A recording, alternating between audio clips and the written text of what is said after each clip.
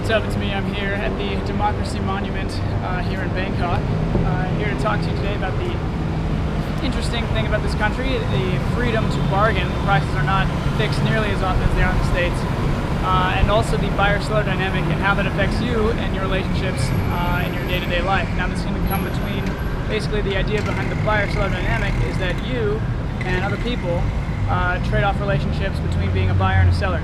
You can buy and sell emotions, you can buy and sell goods, and of course money and clothes and all other, anything, pretty much anything. But I kind of want to break into the idea of like emotions and sort of conversation and vibes and that kind of thing. Basically, an example of this, if Karen goes to talk to Stacy, and Karen is bringing her story to Stacy, Karen is telling the story, Karen is selling the story to Stacy, who's now listening. So Stacy would be the listener and the buyer. The listener would be the buyer, and the teller would be the seller, selling that story. It's very interesting here in Bangkok to see how the buyer-seller dynamic can change so easily. You walk up to the person and you ask them how much it is, and they tell you 200 something, and you're like, nope. And then suddenly, now instead of them selling to you, they're trying to buy in your attention. The dynamic has shifted for a brief moment because they realize they have to buy your attention, and they have to basically buy you as a customer. They're still selling the goods, but they realize that they need to buy you as a customer because their competition is literally within earshot on both sides. It's a very interesting thing in the States. You know, you walk in as the buyer, you're going to buy a thing. If you don't have the money, you don't buy it, and the seller's like, okay, whatever, go home. They get a little bit of commission in the States, but it's definitely not their livelihood. Here it's a little different. Here it's not only your livelihood, but I think part of it is just a game for them. It's just fun. They just thoroughly enjoy going for like getting the best deal in the same way that now I have become very similar to that myself.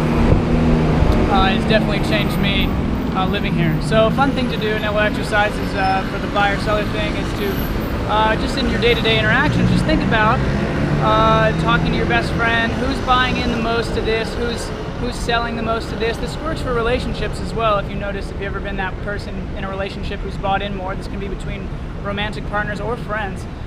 You can buy in too much to a relationship, and then you'd lose it basically. Basically, they kind of like lose respect for you if you buy in too much. I find here if you buy too quickly, I don't know enough about their facial expression stuff, but if you buy too quickly, they kind of blasé about you, and if you get too good of a deal, they get mad at you. And I find that very, very interesting, actually.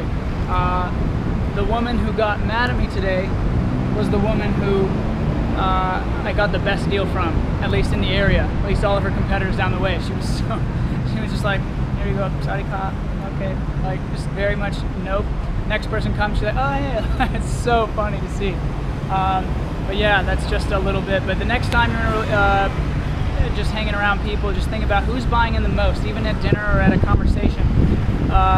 Who's the most interested in kind of buying into what the other person is saying, the storyteller being the seller. It's kind of interesting dynamic. So with that said, we should probably talk something about freedom and government, but that's kind of illegal here, and I don't really have a topic for that. But yeah. So, markets, buyer, seller, you can flip that dynamic. You have the freedom, there you go, you have the freedom that democracy brings to flip that dynamic whenever you want. So, anyway, with that said, I'm going to go home and sleep, and I will talk to you guys later.